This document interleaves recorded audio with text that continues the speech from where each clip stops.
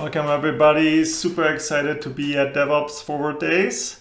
I'm Chris and I'm going to talk about security, things I learned in the past and things I see coming up in the future. I'm CTO and co-founder at Mondu. Mondu is a leader in security posture management, and I have a very strong background in security. My career started at Deutsche Telekom, which is one of the largest telco providers within Europe. And back in the days, it was 2010-ish, we really had a lot of server infrastructure and we need to figure out how to secure this infrastructure at scale. And it was very, very manual. It was the time where Chef and Puppet was really like flourishing, and it was just the time where everything was going to be automated. And internally we started a research project to figure out, hey, can we use those automation tools to make things more secure? So we started a project called Hardening Project internally to figure out how can we do this. A lot of people said, don't try it, we did it, not going to work, too difficult. So we said, okay, challenge accepted, let's try and figure out. And we quickly built out a core Linux module to make the configuration of a new server super automated, super secure by default. The next level was securing SSH, and that really helped driving the automation. We got really quickly adopted.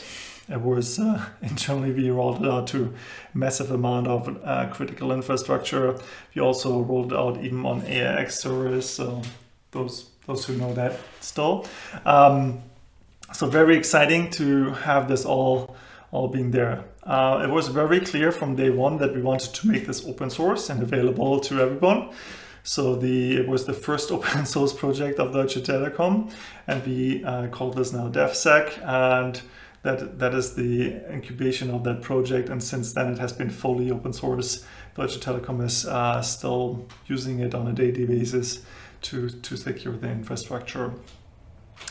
Very exciting times, but doing that, we also quickly learned that just solving it with automation is only part of the story.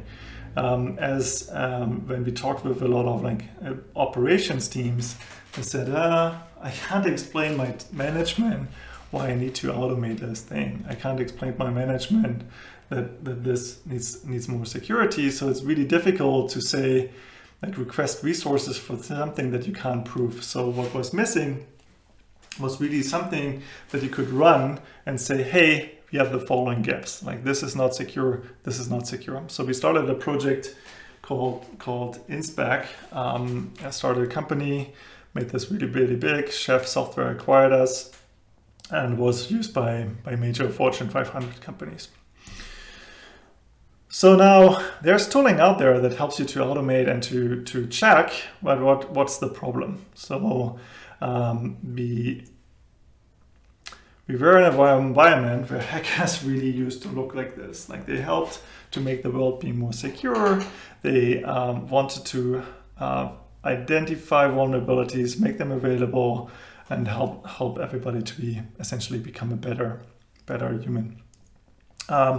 This is not so true nowadays. So we have a lot of groups that are essentially using all those vulnerabilities out there and do a criminal business around this. They have sales quotas, they have playbooks, they have customer support, and they have also affiliate programs. So that means they're fully exploiting all those vulnerabilities for their benefit, and that can't be a good thing, right? That is something that we really want to avoid, and let's see how this can be done. So what plays into the hand of those groups is that we have a massive amount of increase in known vulnerabilities. So it's a 20% increase per year, which last year was roughly 25,000 reported vulnerabilities, and those are only the reported vulnerabilities. We assume this is just the tip of the iceberg. So there are a lot of unknown vulnerabilities available that are actually not yet known. Interesting to know is that 20%, 25% of those vulnerabilities have exploits. So that's over, just last year, over 6,000 exploits at disposal for those groups to figure out how to hack your infrastructure. And just a little bit to understand how this vulnerability discovery process works, it's really going like vulnerability is discovered, hopefully by a person that is going to report it to the vendor. And then they normally report a CVE. And that CVE is then being assigned. It's not being published until the vendor has the patch in place. Once the vendor has the patch in place, the full documentation goes online. Before the patch, we call it 0-day exploit because no known information. And then after that, we just call it exploit. And interesting to know is that 14% of the exploits are available before the patches are released, which is quite a number. And so we need to like make sure that we not just like depend on patches, but also make it difficult with secure configuration. We see additional 23% happen after the week the CVE was published, and then 50% additional, like then we're like, okay, like this is being like released after a month. So after a month, essentially most of the exploits are available after like at least 1 month after the CVE was published. So you have roughly 30 days until this like is fully exploited. Now we look at the other side. Okay, patches out there. So how is it being rolled out? So then normally what happens? Oh, panic moment. A new CVE is out, has critical impact. So let's identify where this is. So we start like looking, and it takes a while. This process, the asset inventory piece is super complicated. So that's why it normally takes a while. Like just think about your Kubernetes cluster, like which container has Node.js library X involved. It's actually a really complicated question. Once you have it, you normally generate a report. That report is then ending in a ticket. A lot of work is then being fixed, being rolled out. So the average time for this whole process is about 246 days. So we have a difference between 30 days and 246 days. So that gives additional time for hackers to just exploit the infrastructure. So we have more issues, like more vulnerabilities.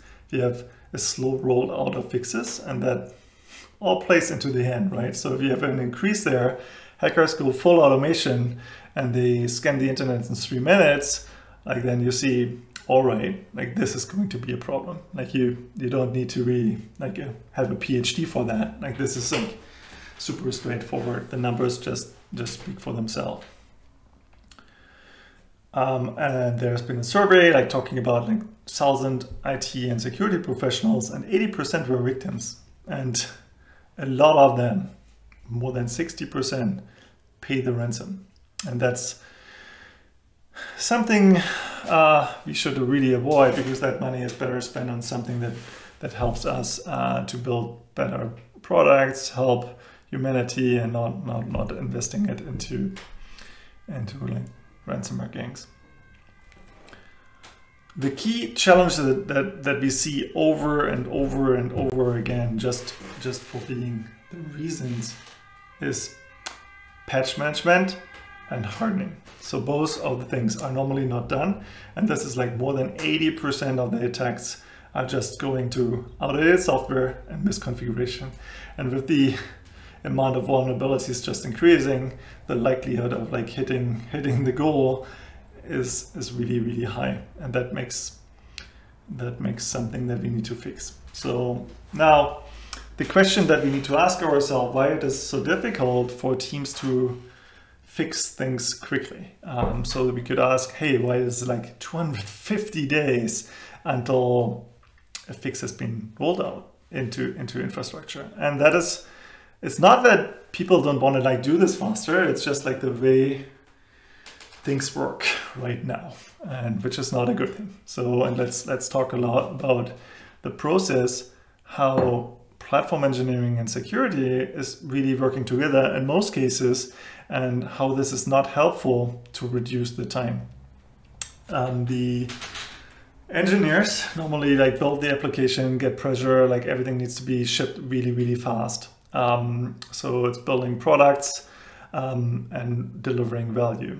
And so they go from local development, they develop a Node.js app, put it in Terraform, deploy it, goes cloud, CI/CD is checked, pre-production, one account, production, boom. So it's exploited. Naturally, security comes from the different angle. They go with what's the most likely like attack vector that hackers can do. They come from the production environment. So they start from exactly the other end and trying to protect that infrastructure, which makes a lot of sense, but it's essentially difficult to work together, because like the time from local development to production is long. Like, so once they get the report, like local development teams are already on the next project sometimes, and then maybe the whole rollout of the product is being blocked just because like there's something missing, and then tying it to the specific piece of software and like testing everything. It's something that you really want to avoid. It makes it very, very expensive. If the security teams are good, they do it most likely already in the pre-production environment, but still too late. And let's just take a simple example to make this a little bit more visual. Security engineers look for the attack path of like, what's my cloud bucket been doing? Like, they want to make sure nothing is being public. So they look at how to configure it properly in AWS, Google, and Azure. And they come up with a rule set. Hey, you need uniform bucket access level. It can't be public. So this is the rule. Otherwise, we shut down your application. Makes a lot of sense. And then you come to the security, like the platform engineers, and they don't use ClickOps anymore. Like, they use Terraform. So now the rule, well, makes a lot of sense. It's not necessarily directly applicable to them, because they need to make sure everything needs to be properly checked in Terraform, not in the cloud. So essentially once it's deployed to the cloud, it's way too late, because like then it's already public. So it needs to be checked beforehand. And like making those rules, working hand to hand and together, it's challenging. Like this is where we have the gap. Like, we essentially have teams doing something with really, really good intention, and they want to be secure and they try, but we are humans, so we make mistakes. And then seeing this coming from local development and production, getting them this feedback, getting the red list of, hey, sorry, but you made this like wrong. So everybody is super annoyed. Like the platform engineering team is super annoyed because they get the report like really, really late. The security team is super annoyed because they have to tell normally like platform engineering teams the same thing over and over and over again. That leads to frustration. So people are like, this can't be. This is something that I think is one of the most things that drives people crazy. Either it's slowing down the process, then they fight with each other, and it's like everybody has really good intentions here, but mostly the way the security industry works is really not the way people work together. And so that's why it's coming to frustration.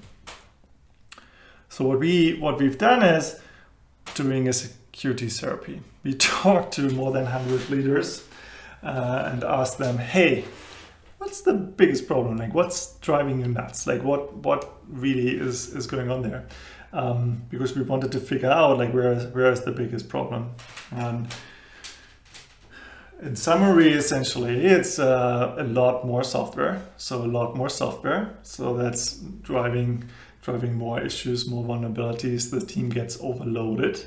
Then if they have all the security tools, because they're normally like quite expensive, they have to glue like more than 30 applications together. Then they need to glue like them together, get them aggregated. Then super annoying, like the mental overhead just to get a simple answer. Where is software X? Where is where is OpenSSH in that version being installed? Those tools normally don't solve that. So you pay a lot of money and you still can't answer the real question. The other one is, as I said, security has their own tooling, so they don't share the tooling with the platform engineering team. Most likely, it's not because the team doesn't want to share it, it's just because the license cost of the security tooling is just not driven in a way that everybody gets access.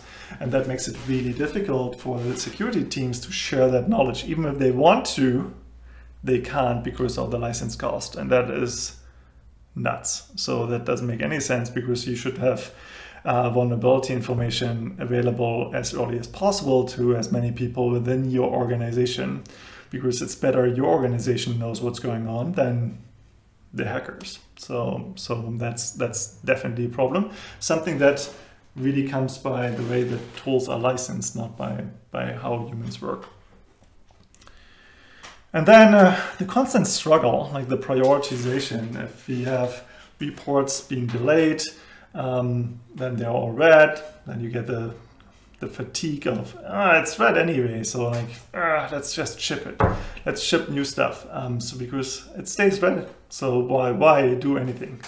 And that's something that is not driving the right behavior, I think. It's just not helpful. And we need to find a better way to deal with that. So, yep. So normally what happens, hey, yep, management, we have a problem. Security blocks us again. We can't ship our app. Security is saying, those stupid platform engineers, they really never listen to us, and we have to tell them all the same thing ever and ever again. So yeah, it's the problem is though, the hackers don't care. Like, they always attack you, right? So the question is more, how do we make this better so that this problem is not going to happen? Because our only defense is to be really, really fast in the delivery process, and so that we need to have mostly the identification of the issues really, really early, and that's tricky. So let's talk a little bit about how those security tools or new security tools need to work to support the most progressing companies that I've seen working and solving that problem on a large scale. If you have a massive amount of infrastructure, the first thing is that you need a unified view. So the tooling that you have really needs to cover everything. And that sounds like, oh, this is impossible, like not going to happen. But we've seen this work with HashiCorp, Terraform. Like, Terraform covers so many services, super extensible, and nobody would argue that HashiCorp Terraform is not the tool to go to do all the setup of those different applications. So there must be a way so that you can essentially query all those different infrastructure layers, like ranging from cloud services, workloads we're running within. In this case, if you have Kubernetes, we have the Kubernetes cluster, then we have workloads, we have application containers, and you can like extend this with like serverless. So this is just to illustrate the unified view that you need to have. And that's something that happens. But unfortunately, that's not everything. You need more. So it's also the life cycle. So you need build and runtime, because as we've seen, platform engineering spends most of their time in local development and like going to CI/CD. Once it's shipped, like we normally have automatic deployment. So if they spend most of their time on the left side, like, wouldn't it be great if the security is also being checked on the left side, also on the right side? But like, we can like really reduce the cycles and increase our production level by just checking things earlier. So the question is here, how do we get out of the situation where we focus on individual technology? Like, how do I make it secure in Azure? How do I make it secure in AWS? But go to the real problem. So, and as soon as we have a bucket, no matter if it's in Azure, AWS, or Google, we really want to make sure, hey, this is being secured. developers use Terraform, so we also need to check Terraform and like make sure that when they develop this Terraform HCL, this is being checked and then also covered. So if it's already like checked in Terraform, it's not even like being created in the cloud wrongly. So that reduces the amount of like reports that security needs to send out dramatically. And we need to like focus on how can we achieve that goal. And then, so essentially what we want to see here, and the smart teams that we have seen are really focusing on bringing all their security knowledge to the platform engineers, so that they essentially prevent bad things to being configured in the first place.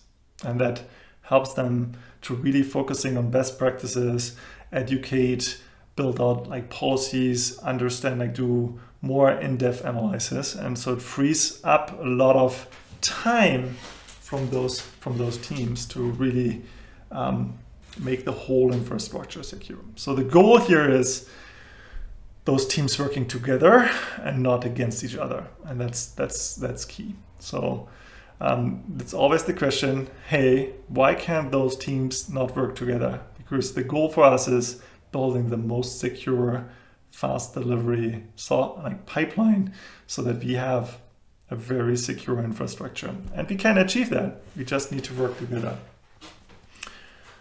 So one thing, like what happens here is that we essentially need to make sure everybody has access. Like no matter where you are, if it's like platform engineering, security engineering, you need to have access to all the security checks. You need to see that early. You need to like check the container in the pipeline. You need to check the container in the runtime.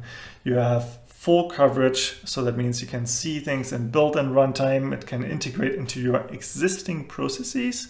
And that is important because like then security can actually help the platform engineers to build this in and not just like be restricted by the tooling they have available. Automation is key. I mean, like we talked a lot about automation, and having that available and built into all your automation. Like everything is in Kubernetes, everything is in Terraform nowadays. So if the security tooling doesn't work with that, then how helpful is it, right? So like that, like security needs to be where people are, where people develop new things, and that's where top of the mind of the new security engineers I have met. They're really focusing on how can they work together, how can they bring in their knowledge, how can they help them, so that they make sure new applications are always constantly up to date.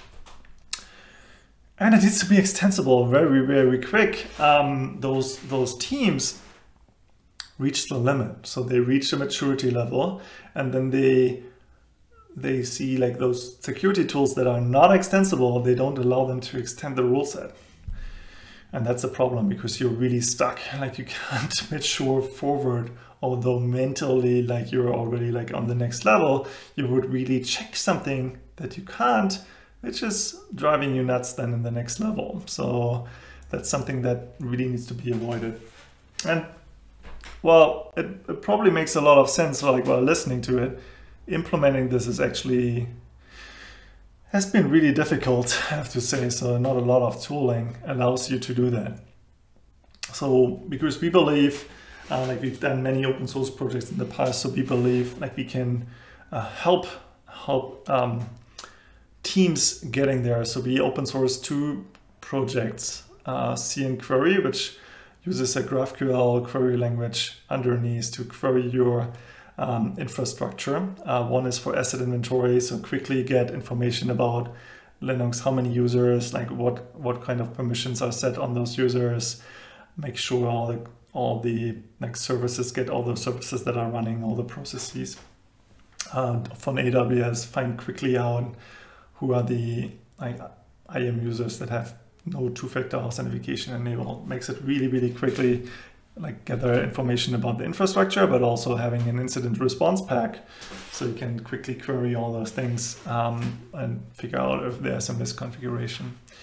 On the other hand, we also, based on the same GraphQL based query engine, we built CNSPEC, and CNSPEC comes with out-of-the-box policies for all those major platforms ranging from Linux, Windows, containers, Kubernetes, going beyond Okta, Slack. So it's really extensible in terms of like similar to how Terraform works. So you can extend this, you can contribute new providers, new resource packs, and also new policies.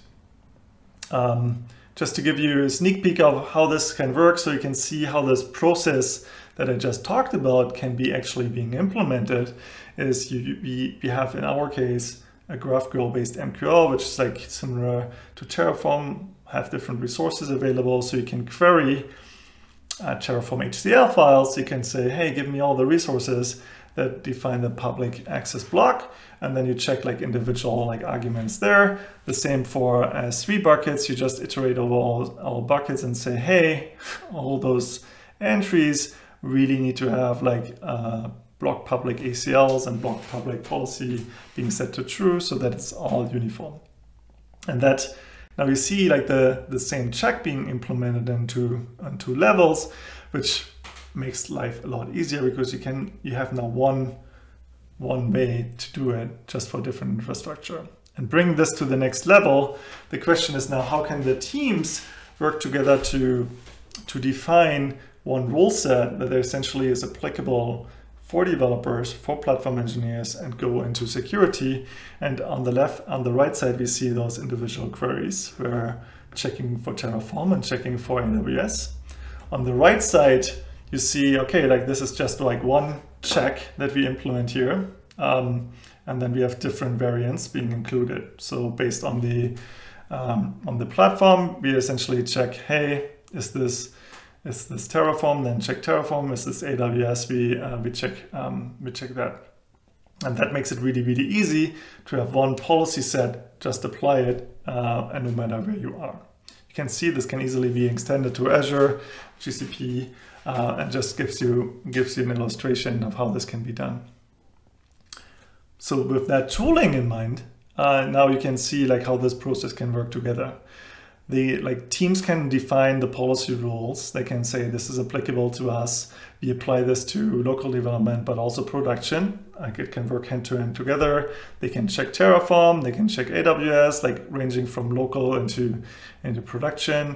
The checks can also be integrated easily in CI/CD. So that means like everybody is collaborating to essentially make this secure, which drives down the time of getting patches and misconfigurations being fixed to a dramatic level, so that you as a company are way more secure, your projects are way more secure, and the best, it's all open source. You can just use it.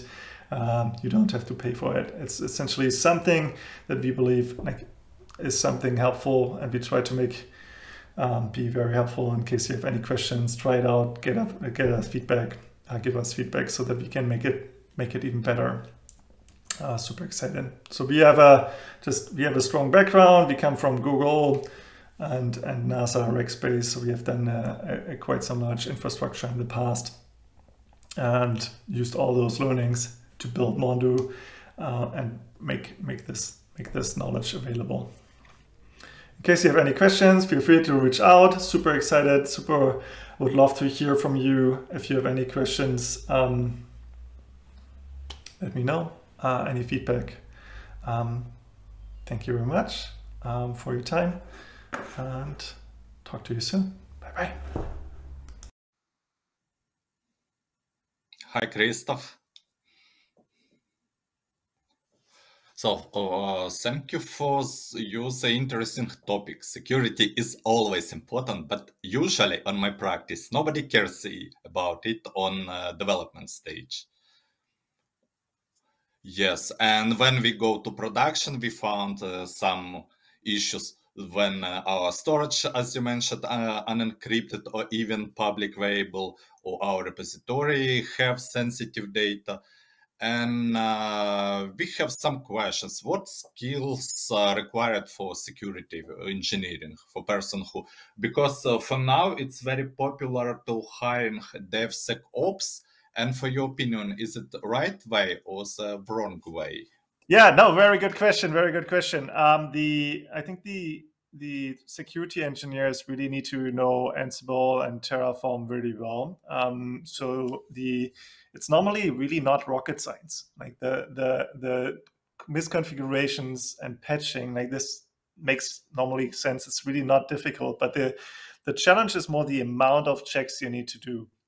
It's like if you deploy infrastructure, you deploy it in AWS, then you have a new service here and a new service here and then a new service. You can't know everything. Like even if you're working full time on security, I would like not know all those checks for securing my Linux server out of my head all the time. So I would not trust my head in like doing it all the time right. So that's why you have those policies that give you guidance. And important is that those things are automated too. So you see just a list of checks, you see it's failing, and then you get some guidance. So I think it's more building out a community around those security knowledge instead of making this hidden. So one of the biggest things that I find quite annoying in the security industry, this is like the exclusive knowledge not being shared, and so you need to spend a lot of time to figure out how to do this proper. So I think it's more on us in general, like as a group, to make this knowledge available, and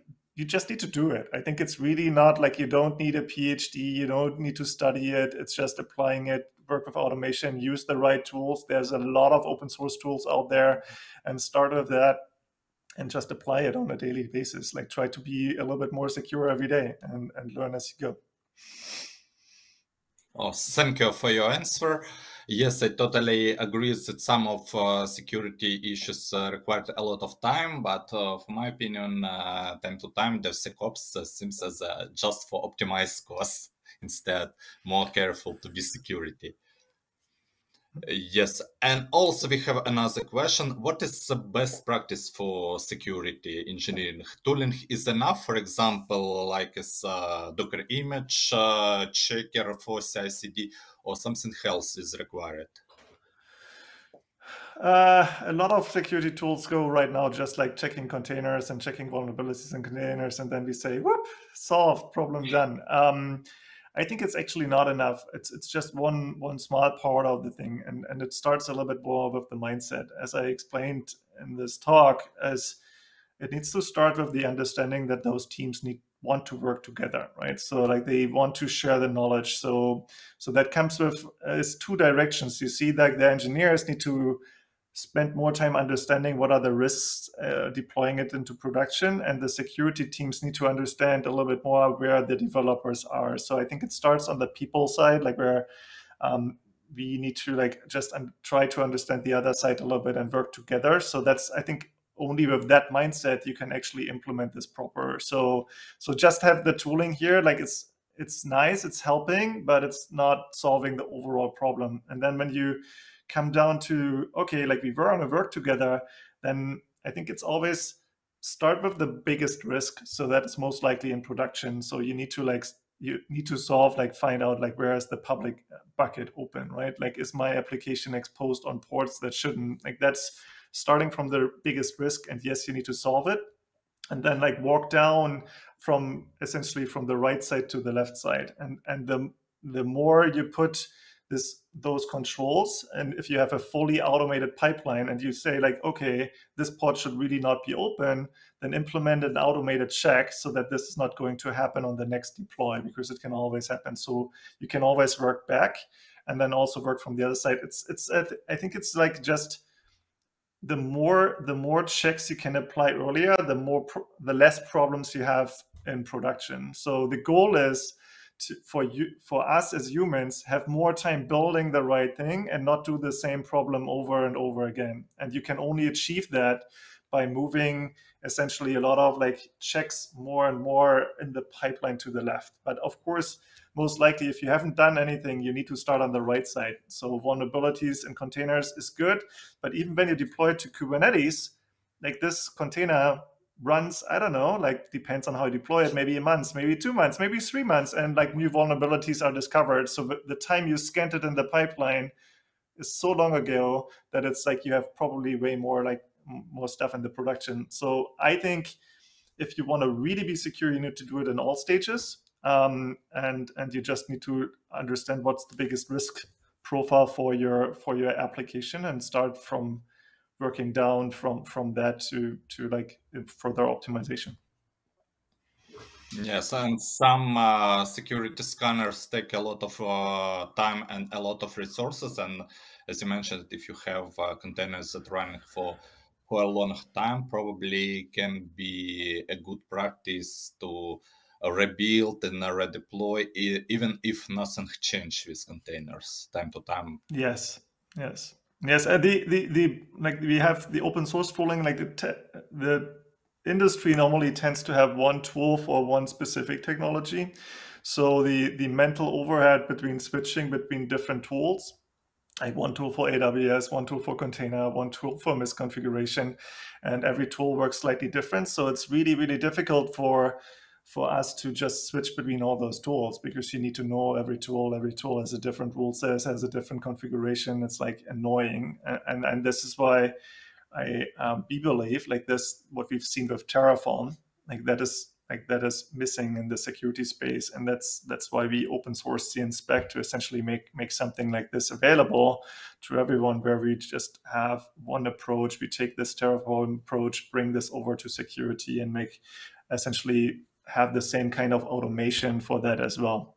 So we always have this check and balance, where we have the one thing is doing something and configuring it, and the other side is always checking. So you have really always essentially it's a 4 eyes principle that you implement also with the tooling, because you can't trust the tooling that deploys something that is also doing it correctly. So you always want to have different tooling for deploying something and checking something, so that you're always like 100% sure, yes, like this is going to be secure. Yes, thank you for your very detailed answers. As I see now, no questions more, but probably somebody want to ask you directly something in our Discord chat. Sure. Thank you, Valerie. Thank you, Christoph.